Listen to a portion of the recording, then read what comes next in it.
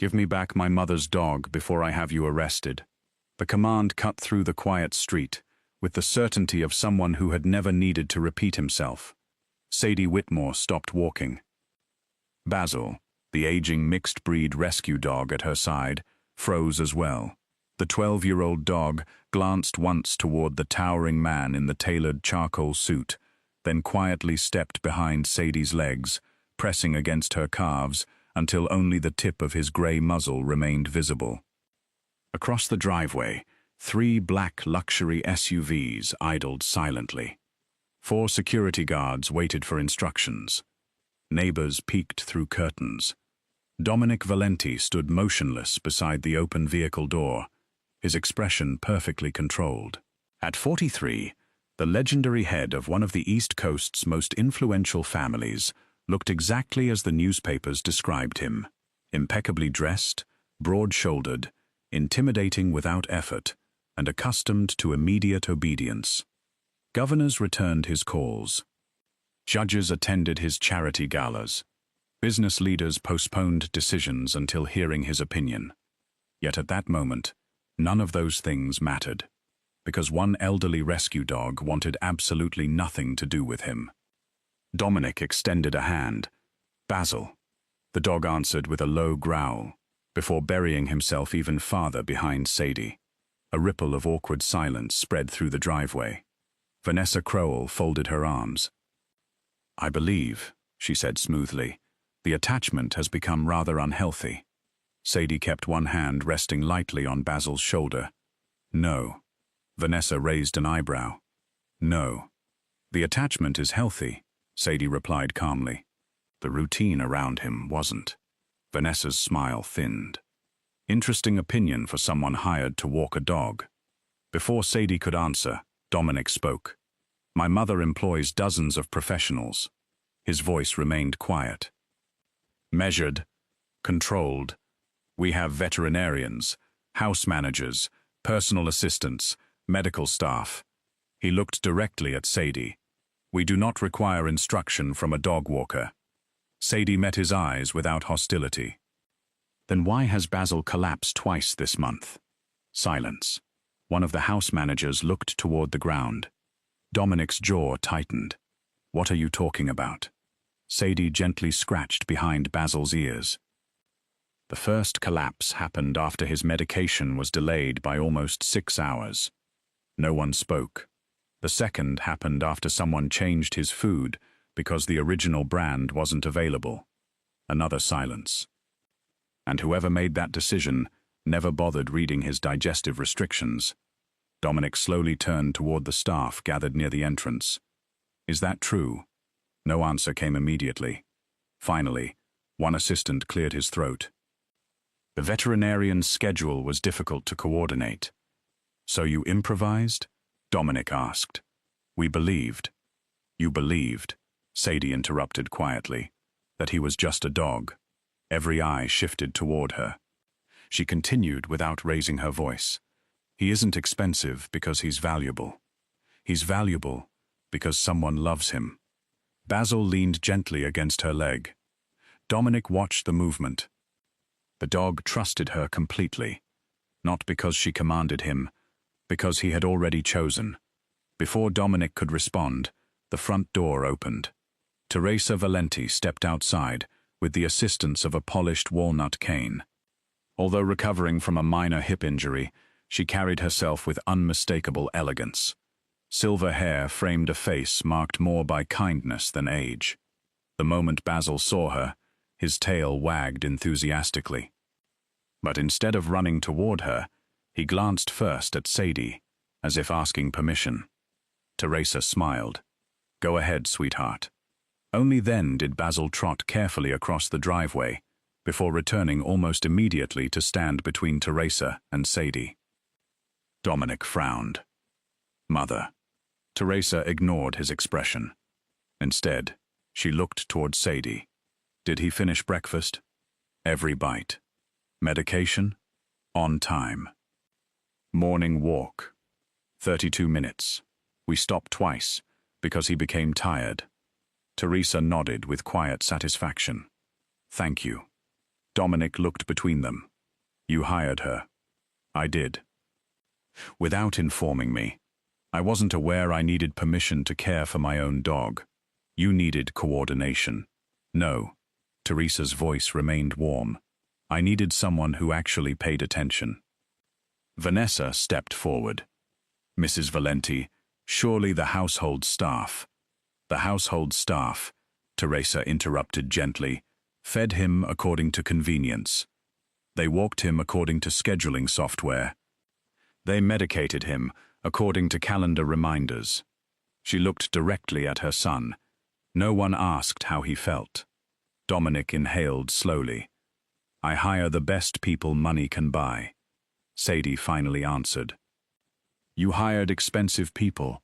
She paused just long enough for the words to settle. That is not always the same thing. Even the security guards avoided eye contact. Dominic had negotiated billion-dollar contracts. He had dismantled hostile acquisitions. He had stared down politicians. Yet no one had ever challenged him so simply, or so accurately. Teresa sighed.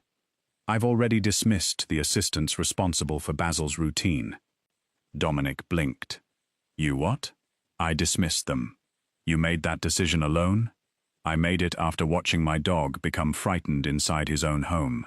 She rested one hand on Basil's head. And after realizing that the only time he truly relaxed was when Sadie arrived. Dominic looked at Basil again. The dog wasn't watching Teresa. He wasn't watching the guards. He wasn't watching anyone else. His eyes never left Sadie, as though making certain she wouldn't disappear. Vanessa lowered her voice. Mrs. Valenti, emotional dependence like this can become manipulative. Sadie almost laughed.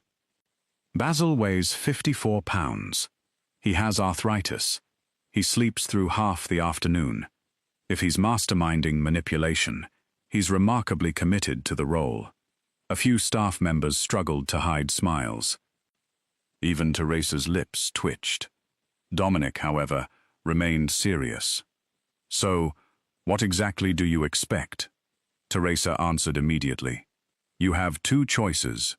She pointed toward Basil. You may continue believing assistants can replace presence. Or, she met Dominic's eyes. You may spend the next 30 days caring for Basil yourself. Dominic stared. You cannot be serious. I've never been more serious. I run thousands of employees. And yet, Teresa replied softly, one elderly rescue dog doesn't know you. The sentence landed harder than any accusation. Dominic looked at Basil. The dog looked away. Something unfamiliar stirred beneath Dominic's practiced composure. Not anger, not humiliation, regret. Finally, he straightened his jacket. Fine. His voice carried the confidence of a man accepting an easy challenge. 30 days. I'll prove this is unnecessary. Teresa simply smiled. We shall see. The following morning, Dominic appeared at precisely 7 o'clock. He wore an impeccably tailored Italian suit, polished shoes, an expensive watch, and the expression of someone expecting efficiency. Basil glanced at him, then walked directly past him. The dog disappeared beneath Teresa's favorite reading chair and refused to come out. Dominic crouched. Basil? Nothing. He tried treats, imported from Italy. Ignored. Premium organic food. Ignored. A handmade leather leash, worth more than most monthly salaries. Ignored. 20 minutes later, Basil still hadn't moved. Then the front gate clicked open. Sadie arrived carrying nothing more than a canvas shoulder bag and a travel mug of coffee. Basil immediately crawled out from beneath the chair. His tail wagged. He walked straight toward her. Dominic watched in disbelief. Why? Sadie clipped on Basil's ordinary leash before answering. She looked at Dominic with neither triumph nor pity. Because every time he sees you, she paused. Someone else is doing the caring. For the first time in many years, Dominic Valenti heard a criticism that neither power, wealth, nor authority could silence. and for the first time in even longer, he had no answer. Dominic Valenti had negotiated international shipping contracts worth hundreds of millions of dollars. He had settled disputes between rival corporations with nothing more than a 10-minute conversation. He had built an empire that stretched from luxury hotels to investment firms. Yet on the second morning of the 30-day challenge, he could not persuade one elderly dog to leave the front porch. Basil sat firmly beside Teresa's flower bed. The leash rested loosely in Dominic's hand. The dog simply stared ahead, neither pulling nor resisting, simply refusing. Dominic checked his watch. "We've been here for 11 minutes. Sadie took another sip of coffee. "I know. He hasn't moved. I noticed." Dominic frowned. "Shouldn't you help?" "I am helping." "How?" "I'm showing you that patience is part of the routine." Dominic looked unconvinced. "This is inefficient. So is arguing with a dog." Teresa laughed quietly from the porch. Dominic sighed. "I cannot spend half my morning negotiating with Basil." Sadie smiled. "Then stop negotiating." "What does that mean?" "It means he isn't refusing because he's stubborn." She knelt beside Basil. "He's waiting." "For what?" "For you to stop acting like you're late for something more important." Dominic opened his mouth, then closed it again, because she wasn't entirely wrong. Even standing in his own garden, he kept glancing toward his vibrating phone. Meetings, emails, construction reports, investment updates, security briefings. His world never stopped moving, but Basil wasn't interested in any of them. The elderly dog merely wanted someone willing to walk at his pace. Dominic slipped the phone into his pocket. He crouched beside Basil. For the first time, he said nothing. After nearly another minute, Basil stood. He stretched slowly, yawned dramatically, then began walking toward the gate, as though the delay had been completely reasonable. Sadie hid a smile. "Congratulations." "For what?" "You passed today's first lesson." "I did nothing." "Exactly." The third morning brought new problems. Dominic appeared wearing an immaculate navy suit, tailored in Milan. The trousers had sharp creases. His polished leather shoes reflected the morning sunlight. Even the security team looked impressed. Sadie looked horrified. "What?" She pointed toward the muddy trail leading through the neighborhood park. "You're walking there." Dominic glanced down. "I've walked on dirt before. Not with Basil." 15 minutes later, the expensive shoes were covered in mud. One trouser leg carried a perfect paw print. Dominic stared at the damage in silent disbelief. Sadie bit her lip. "You can laugh. I was trying very hard not to. You failed." "I failed." For the first time, Dominic heard her genuine laugh. It wasn't loud. It wasn't mocking. It was warm enough that several elderly neighbors turned to smile without even knowing the joke. The next challenge arrived unexpectedly. 3 black security SUVs followed them through the neighborhood, exactly as they would during any public appearance. Residents watched curiously. Children waved. Basil stopped walking. He glanced behind him, then calmly sat down. Dominic tugged gently. Nothing. Another gentle pull. Nothing. Sadie folded her arms. "He won't continue." "Why?" "Because your security detail is frightening him. They're protecting us. They're surrounding him." Dominic looked back. The convoy occupied almost half the street.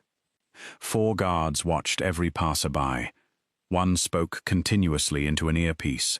For Dominic, it looked perfectly normal. For Basil, it looked terrifying.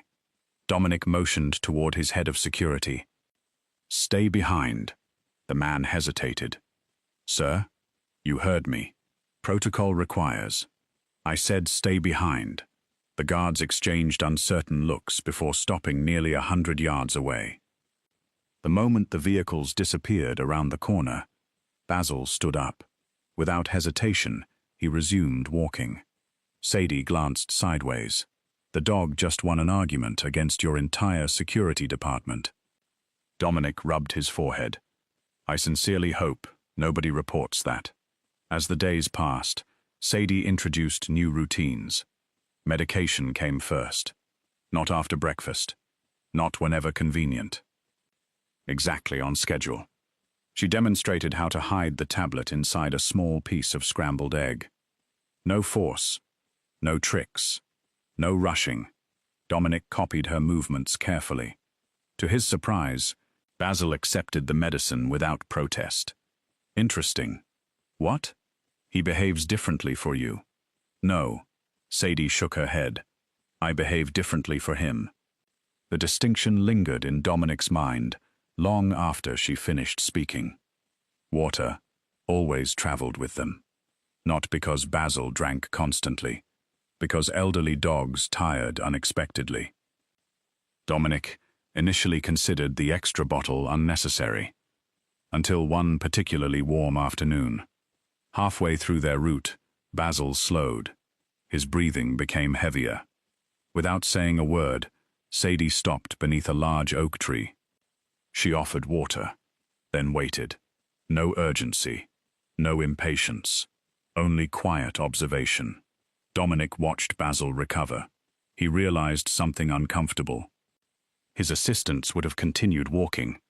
They would have reached the destination. They would have followed the schedule. Sadie had ignored the schedule entirely, because she was paying attention to the dog instead. Soon the neighborhood grew accustomed to seeing Dominic every morning. Without bodyguards nearby, few recognized him. To them, he was simply Teresa Valenti's son. An elderly woman watering roses waved cheerfully. Young man. Dominic turned. She handed him a biodegradable waste bag. Be responsible. He accepted it automatically. Only after she disappeared inside did he stare at the bag in his hand. I have chaired international economic summits. Sadie nodded solemnly. And now you've been promoted. Promoted? To responsible dog owner. She couldn't hold back her laughter. Even Dominic smiled. Just slightly. Later that week, they arrived at Monroe Veterinary Clinic for Basil's routine examination. Before they reached the entrance, someone called across the parking lot. Sadie! Caleb Monroe crossed the pavement, carrying a clipboard. The friendly veterinarian smiled warmly. Basil looks wonderful. He has an excellent teacher, Sadie replied. Caleb knelt to scratch Basil beneath the chin. And how's my favorite old gentleman? Basil wagged enthusiastically. Dominic noticed everything. The easy familiarity, the comfortable conversation, the effortless smile Sadie rarely showed strangers. Caleb stood. A few of us are having dinner at the community center Friday. He looked at Sadie. You should come. I'd like that. Before she finished speaking, Dominic interrupted. I'm afraid Basil may require additional observation Friday evening. Both Caleb and Sadie looked at him. Caleb blinked. The examination hasn't started yet. I prefer being cautious. Sadie glanced toward Basil. The elderly dog had already curled into a comfortable sleeping position. She looked back at Dominic. He's asleep. His condition could change. She folded her arms. Dominic. Yes? Jealousy isn't a veterinary emergency. I'm not jealous. No. No. She nodded thoughtfully. Then perhaps you could stop glaring at Dr. Monroe's hand every time he pets Basil. Dominic looked down. Only then did he realize his jaw had tightened. Caleb, blissfully unaware, continued discussing vaccination schedules. Sadie smiled to herself. The most feared Mafia boss on the East Coast had just lost an invisible competition to a veterinarian. The final embarrassment of the week arrived after Basil's appointment. Dominic opened the rear door of his custom luxury SUV. Come. Basil looked inside. He sniffed the leather seats, then calmly turned away. Instead, he trotted toward Sadie's aging pickup truck. The faded blue vehicle carried scratches along one side. A blanket covered the back seat. Several tennis balls rolled across the floor. Basil jumped inside immediately. He circled twice before lying down with obvious satisfaction. Sadie shrugged. I guess he's made his decision. Dominic stared at the truck. My vehicle has heated seats. Silence. Climate control. Silence. Hand-stitched Italian leather.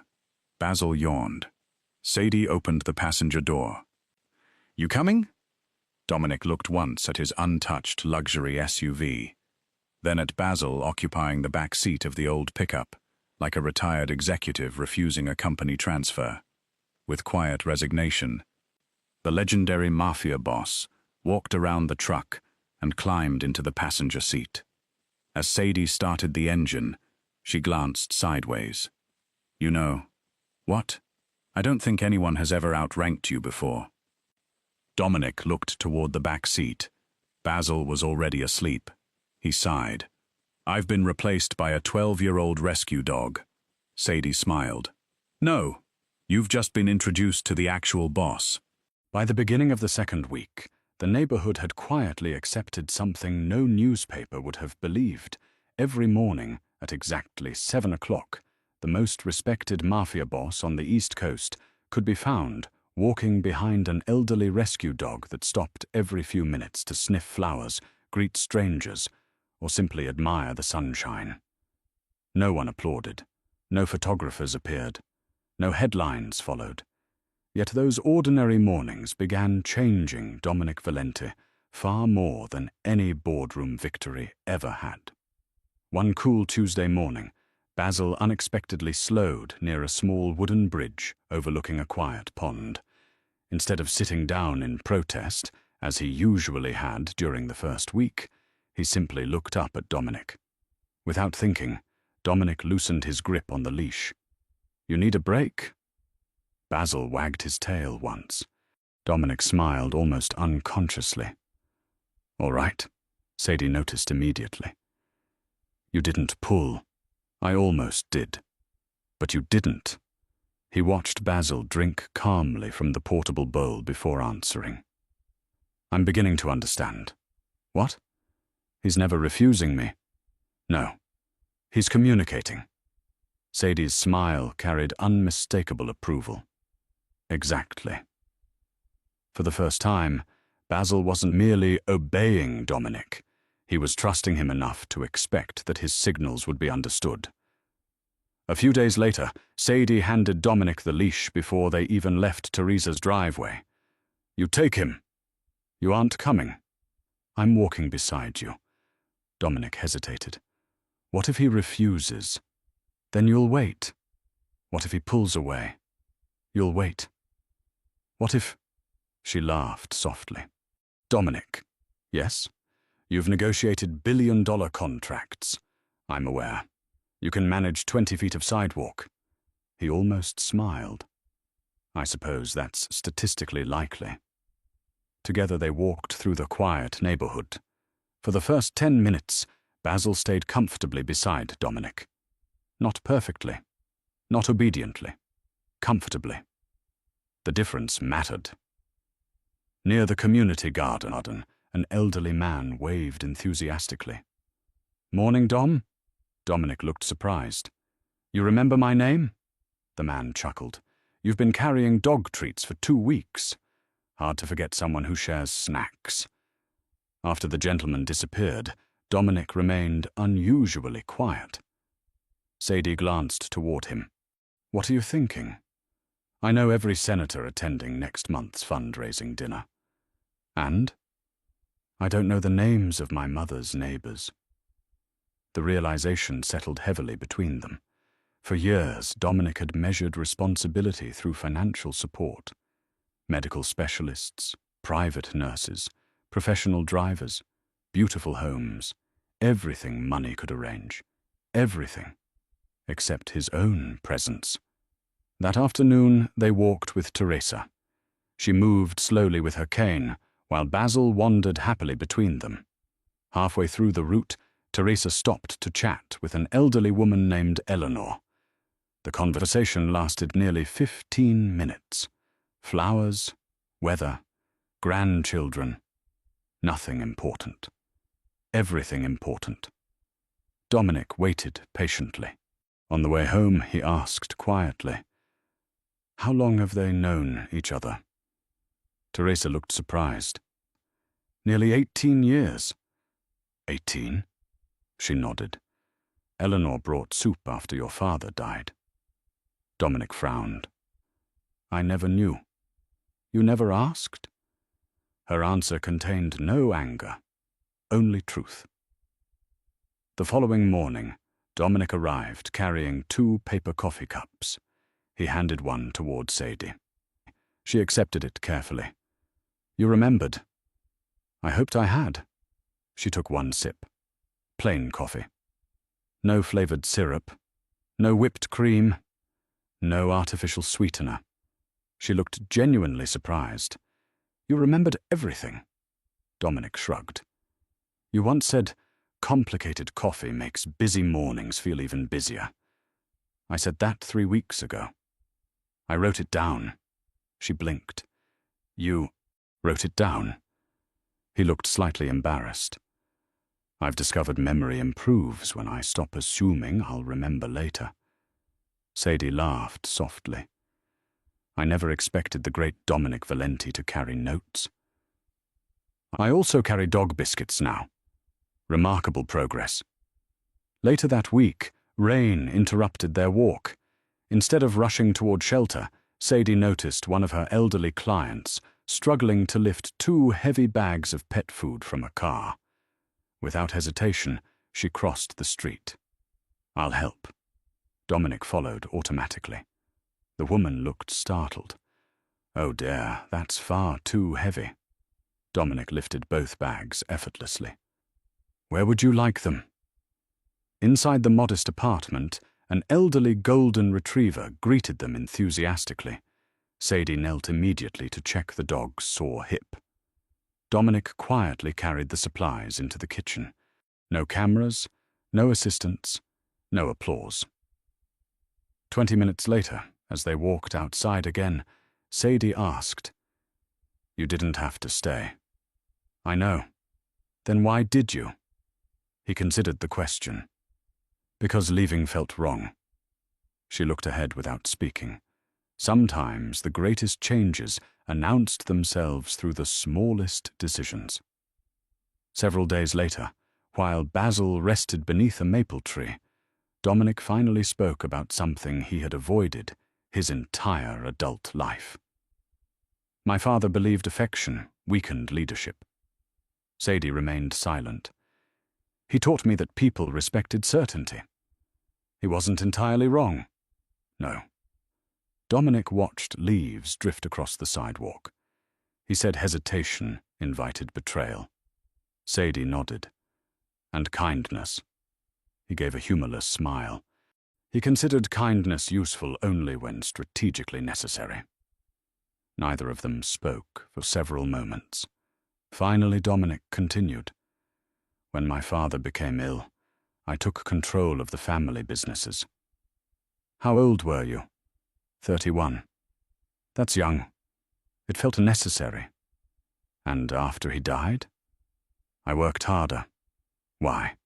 He answered almost immediately. "Because I didn't know what else to do."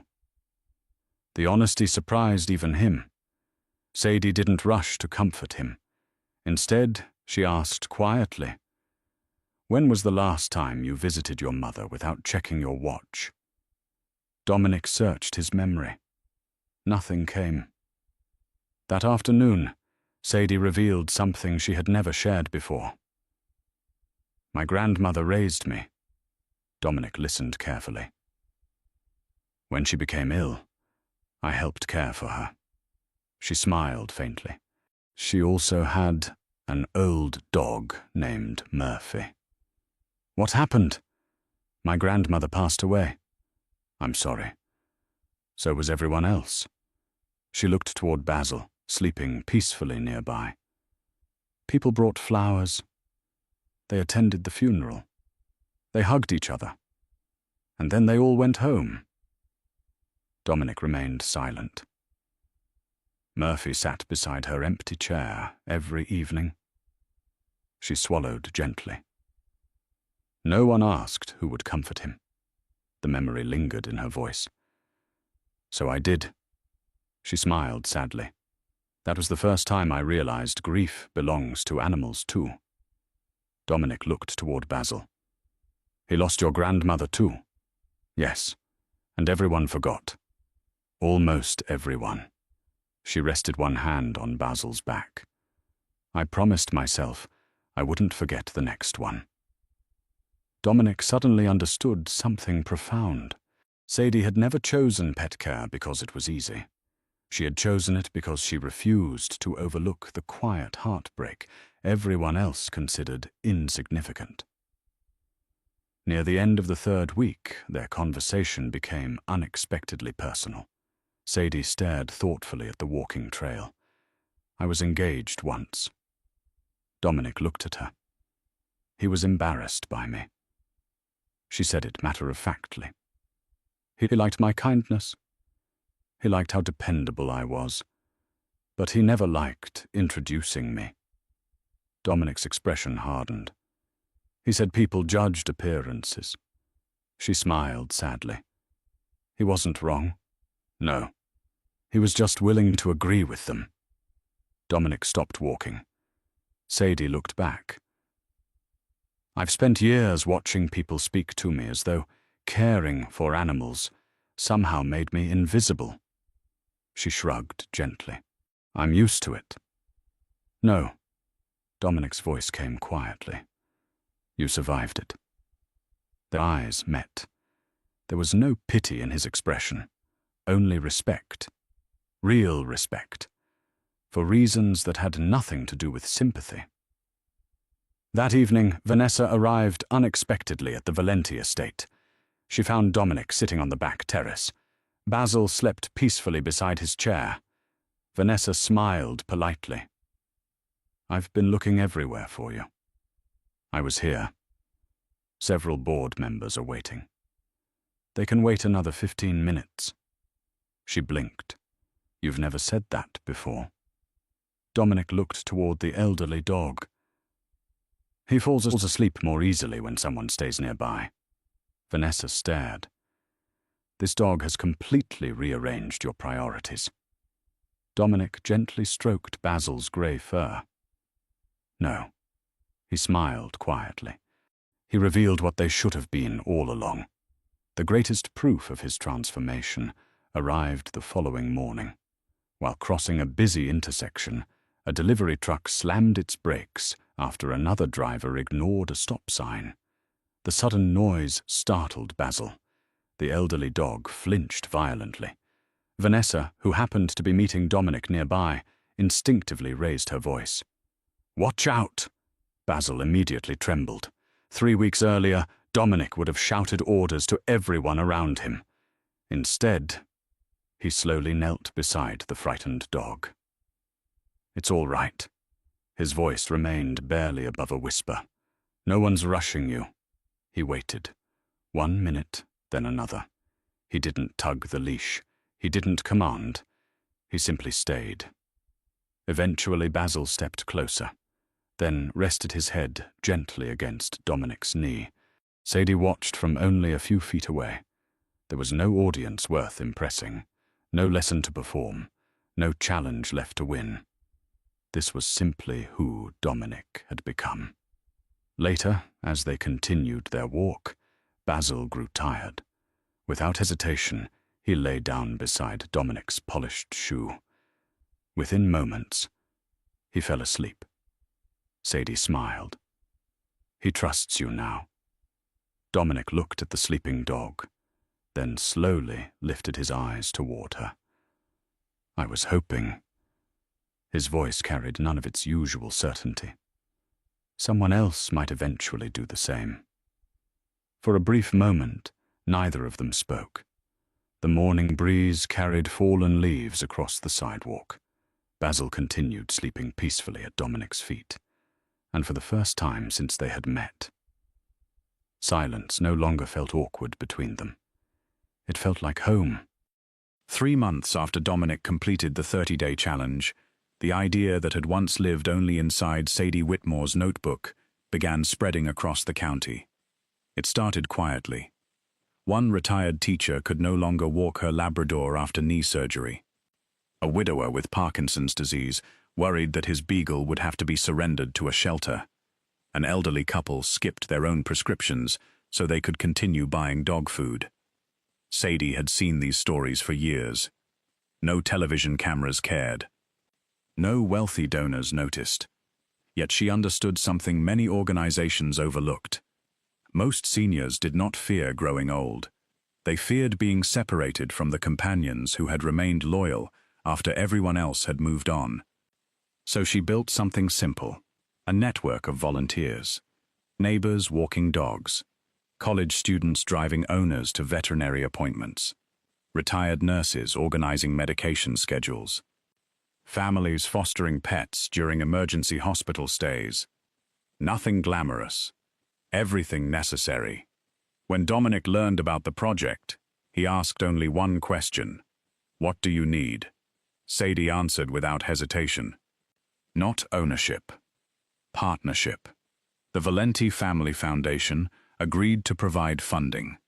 Dominic signed the documents himself, but he insisted on one condition: the program belongs to the community. It will never belong to my family. Sadie looked at him with quiet appreciation. You remembered. I promised to ask instead of command. Within weeks, donations poured in. Local newspapers praised the initiative. Volunteers doubled. Veterinary clinics offered discounts. Businesses donated supplies. The project became known as the Whitmore Senior Pet Partnership. Soon, Martin Hensley, chairman of one of the state's most prestigious charity campaigns, requested a meeting. He arrived with photographers, marketing consultants, media advisors. Everything looked impressive. Martin smiled confidently. This could become one of the largest charitable campaigns on the East Coast. Sadie smiled politely. I hope it helps more seniors. Martin nodded. Of course. But his attention remained fixed on sponsorship banners and media schedules. He saw headlines. Sadie saw people. Planning meetings filled the following month. Dominic attended only when necessary. He preferred allowing Sadie to lead. Each time someone looked toward him for final approval, he redirected the question. It's her program. Ask Sadie. At first, board members hesitated. Eventually, they stopped looking at Dominic altogether. Without realizing it, they had begun recognizing the true expert in the room. Vanessa noticed every change. She watched donors congratulate Sadie. She watched volunteers seek Sadie's opinion before anyone else's. She watched Dominic listening far more than speaking. Something about it unsettled her. For years, she had imagined herself standing beside Dominic at every important event. Instead, a plus-size dog walker had quietly become the most respected voice in the Foundation's newest project. 1 week before the public launch, Martin called an emergency planning session. The presentation schedule appeared on a large screen. Vanessa's name occupied the featured speaking position. Dominic would introduce the foundation. Several celebrity donors would appear afterward. Sadie scanned the agenda. Her name was missing. She looked toward Martin. I believe there's been a mistake. No mistake. I developed the program. You certainly contributed. Contributed? Martin smiled professionally. Our donors expect polished public representatives. We've decided Vanessa will explain the project. Vanessa offered a sympathetic smile that never reached her eyes. It's only about presentation. You'll still be recognized in the printed materials. Sadie understood immediately. Recognition had become decoration. Visibility had become negotiation. The people who actually built the program were expected to stand politely behind those who photographed better. She closed the folder. I see. After the meeting, Vanessa found Sadie outside the conference room. You handled that gracefully. I handled it honestly. Vanessa crossed her arms. You shouldn't take this personally. I don't. The public expects a certain image beside Dominic. Sadie waited. Vanessa lowered her voice. Caring for dogs may make you useful, but it doesn't make you suitable for his world. For several seconds, neither woman spoke. Finally, Sadie smiled. A man's world isn't a prize women earn by becoming acceptable to him. Vanessa's expression stiffened. You really believe that? I know it. Then Sadie quietly walked away. She had spent too many years proving her worth through consistent work to begin begging for permission now. The morning of the charity gala arrived beneath clear autumn skies. Television crews filled the gardens surrounding the Valenti Foundation headquarters. Elegant guests greeted one another beneath white tents. Musicians played softly near the entrance. Volunteers organized registration tables. Sadie wore a simple navy dress. Nothing extravagant. Nothing intended to compete with anyone. She spent the first hour helping elderly participants locate seating, calming nervous volunteers, and making sure every senior citizen felt welcomed before the cameras arrived. Not one reporter recognized her. She didn't seem to mind. From the main stage, Martin welcomed donors. His speech lasted nearly 15 minutes. He praised generosity, corporate partnerships, leadership, innovation. Then Vanessa stepped forward. She began explaining the volunteer program. Halfway through her presentation, Dominic noticed something. She hesitated, twice. Someone asked how medication schedules were recorded. Vanessa glanced toward Martin. He answered vaguely. Another donor asked how volunteers were screened before entering seniors' homes. Martin smiled. We've developed excellent procedures. What procedures? He paused. No answer came. A third question followed. What happens if an elderly owner is hospitalized unexpectedly? Again. Silence. Dominic looked toward the back of the gathering. Sadie stood beside the volunteer table, helping an elderly woman adjust the leash on her aging terrier. She wasn't listening to the speeches. She was still working. Dominic stepped away from the podium. He crossed the stage without hurry, without anger. He stopped beside Sadie. What do you want me to do? She looked at him calmly. Don't defend my feelings. He waited. Defend the truth. Those 4 words settled everything. Dominic returned to the microphone. His expression remained composed. Mr. Hensley. Martin smiled confidently. Yes? Would you explain how volunteers report emergency medication changes? Martin blinked. Our staff handles those matters. How? Silence. Dominic continued. How are foster families selected? Another pause. What training do volunteers receive before transporting elderly animals? Martin cleared his throat. Our operations team. Which operations team? The audience shifted uneasily. Dominic never raised his voice.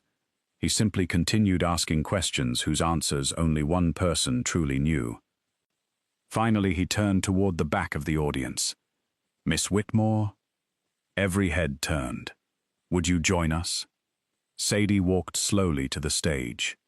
No dramatic music. No applause yet. Only quiet curiosity. Dominic stepped aside. The microphone became hers. For the next 20 minutes, Sadie explained everything. How volunteers were interviewed. How emergency contacts were verified. How medications were documented.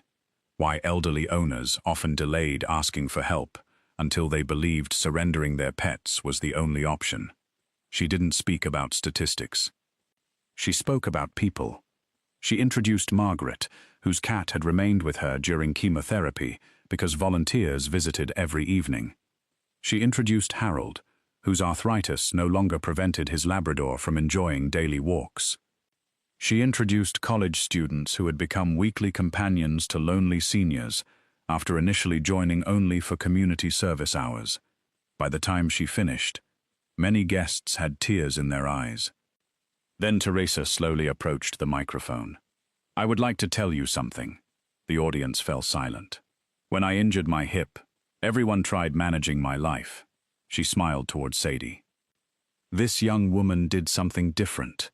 She preserved it." The room answered with warm applause. At that exact moment, Basil wandered onto the stage.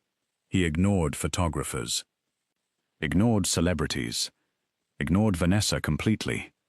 Instead, he walked directly toward Sadie, then sat proudly beside her feet. Laughter spread gently through the audience. No one needed an explanation. The dog had just voted. Martin attempted one final recovery. Regardless, he forced a smile. Miss Whitmore remains, after all, only the hired dog walker. Dominic looked toward him. His voice remained calm enough that the silence became louder than shouting ever could. "That describes her profession." He paused. "It does not limit her contribution." The audience applauded immediately. Not because Dominic ordered them, because everyone had already witnessed the truth for themselves. Several volunteers then approached the stage carrying folders. One by one, they described how Martin had repeatedly removed community contributors from promotional materials, how local organizers disappeared from official reports, how photographs highlighted executives while ignoring the people doing the work. The board members exchanged uneasy glances. Within minutes, an emergency vote was called. Martin Hensley was removed as campaign chairman. Immediately afterward, the committee unanimously appointed Sadie Whitmore as executive director of the Whitmore Senior Pet Partnership. She accepted with visible surprise. Not triumph. Gratitude. As guests slowly departed, Vanessa approached Dominic one final time. "You've changed." "I have. She made you look ordinary." Dominic smiled faintly. "No." He watched Sadie laughing with volunteers across the lawn. "She taught me how to behave decently." He looked back at Vanessa. "Those aren't the same thing." Vanessa followed his gaze towards Sadie. For the first time, she realized she had spent years admiring Dominic's influence. Sadie had simply cared about Dominic himself. One ambition sought power, the other transformed a person, and everyone present had witnessed which one endured. Winter slowly gave way to spring, without press releases, without charity galas, without anyone announcing another success. The Whitmore Senior Pet Partnership simply continued doing what it had promised. Every morning, volunteers knocked on doors carrying leashes instead of cameras. College students drove elderly owners to veterinary appointments. Retired nurses organized medication reminders. Emergency foster families opened their homes whenever a hospital stay separated someone from a beloved companion. The program no longer depended on publicity. It had become part of the community itself. Dominic made certain of one thing. Every donation from the Valenti Foundation remained completely transparent. Every financial report was public. Every operational decision belonged to Sadie and her team. When several executives suggested giving the foundation permanent authority over the partnership, Dominic rejected the proposal before the discussion could continue. It was never built to belong to us. The matter ended there. His own routine had changed just as quietly. Every Sunday morning, Dominic arrived at Teresa's home before breakfast. No assistants. No security convoy parked along the street. Usually only one vehicle waited discreetly several blocks away. He carried Basil's leash himself. Waste bags occupied one coat pocket. Dog treats occupied the other. Sometimes neighborhood children ran toward him before Basil even noticed. "Morning, Mr. Dominic." He answered every greeting. He knew nearly everyone's name now. Mrs. Eleanor still insisted on giving Basil homemade biscuits. Mr. Jenkins continued pretending Basil enjoyed listening to stories about baseball. Dominic never hurried them anymore. He had finally learned that conversations, like elderly dogs, followed their own pace. One bright Saturday, Sadie arrived at the veterinary clinic, carrying two nervous rescue puppies. Before she reached the entrance, she noticed Dominic already waiting with Basil. "You came early." "I wanted Basil to settle before the appointment." She smiled. "6 months ago, you would have sent 3 assistants." "I know. And probably scheduled the visit for exactly 12 minutes." "I know." She laughed. "I like this version better." "So do I." Neither of them realized how naturally those words had been spoken. Inside the clinic, Caleb Monroe completed Basil's examination. The veterinarian smiled while reviewing the chart. "Excellent weight. Healthy heart. Arthritis hasn't progressed." He scratched Basil gently beneath the chin. "I couldn't ask for better care." Dominic thanked him sincerely. As Caleb finished writing the report, he turned toward Sadie. "I've been meaning to tell you something." She waited. "When we first met years ago," he smiled warmly, "I hoped one day I'd be the man standing beside you." Dominic quietly looked away, giving them privacy. Caleb continued. But somewhere along the way, he glanced toward Dominic kneeling beside Basil. "I realized someone else had already learned how." Sadie's expression softened. "You deserve someone wonderful too." He laughed. "I'll manage." Then he extended his hand toward Dominic. "Take good care of her." Dominic accepted the handshake firmly. "I intend to." There was no rivalry, no bitterness, only mutual respect between two men who recognized goodness in each other. Across town, Vanessa prepared to leave the Valenti Foundation. Her resignation surprised many people. Teresa visited her office on the final afternoon. "I wanted to say goodbye." Vanessa smiled faintly. "I spent years believing influence created happiness." Teresa remained silent. "I was wrong." She looked toward a framed photograph of one of the Foundation's earliest charity events. "I admired Dominic because everyone admired Dominic." A pause. "I never asked whether anyone truly understood him." Teresa reached across the desk and squeezed her hand gently. "We all spend part of life learning the wrong lessons." Vanessa smiled through quiet regret. "I hope I've finally begun learning the right ones." She left, with dignity, not defeated, simply wiser than before. A few weeks later, Sadie prepared to reduce her daily visits. The partnership had grown. New volunteers completed training every month. Basil no longer required supervision during his walks. Dominic handled every medication, every meal, every appointment without reminders. One afternoon, she closed her notebook. "I think we're finished." Dominic looked unusually unsettled. "Finished?" "My job here." He glanced toward Basil sleeping beneath a blooming cherry tree. "He doesn't need lessons anymore." Sadie smiled. "No, he doesn't." Silence settled between them. Finally, Dominic spoke. "I do." She looked at him. "I still need them." The following Sunday, Dominic invited Sadie and Teresa to the small park where everything had begun months earlier. No photographers waited. No security guards surrounded the entrance. Only morning bird song drifted through the trees. Basil wandered ahead, happily sniffing familiar benches and flower beds. Dominic carried something folded carefully beneath his arm. When they reached the old wooden bridge overlooking the pond, he stopped. "I have something for you." He handed Sadie a simple leather folder. She opened it slowly. Inside rested several handwritten pages. Not contracts, not financial documents, not deeds to expensive properties. A walking schedule. She turned the first page. Basil's medication routine, his favorite walking paths, the foods he should never eat. The signs that meant his joints were becoming sore. Every detail written neatly by hand.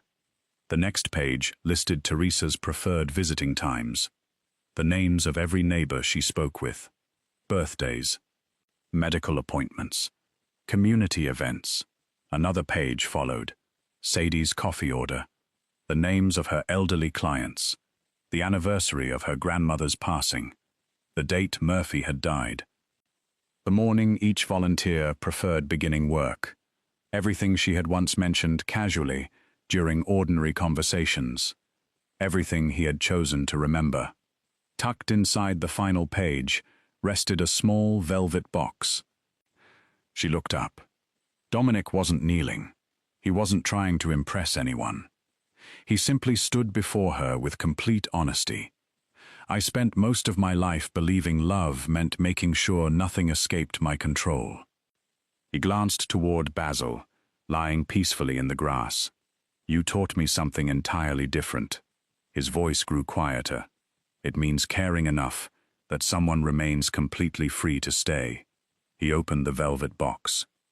Inside rested a simple platinum ring. Elegant, uncomplicated, exactly like the promise behind it. I won't ask you to become someone different. I won't pretend your work is small. I won't hide loving you because other people might judge appearances. I won't replace conversation with instructions. I won't disappear after life becomes ordinary. He smiled gently. I've learned ordinary moments matter most. Sadie's eyes filled with tears. Dominic took one slow breath, then asked the only question that truly mattered. Would you choose to walk beside me? He smiled toward Basil. Even on the days I forget who's really holding the leash. For several seconds she couldn't answer. Then laughter escaped through her tears. Basil has always been holding it. Dominic laughed softly. I suspected as much. She slipped the ring onto her finger. Yes. Yes, I'll walk beside you. Not because of your name, not because of your family, not because of your success. She stepped closer. I'll walk beside the man who learned how to stay. They embraced quietly. Behind them, Teresa pretended to become fascinated by the ducks on the pond.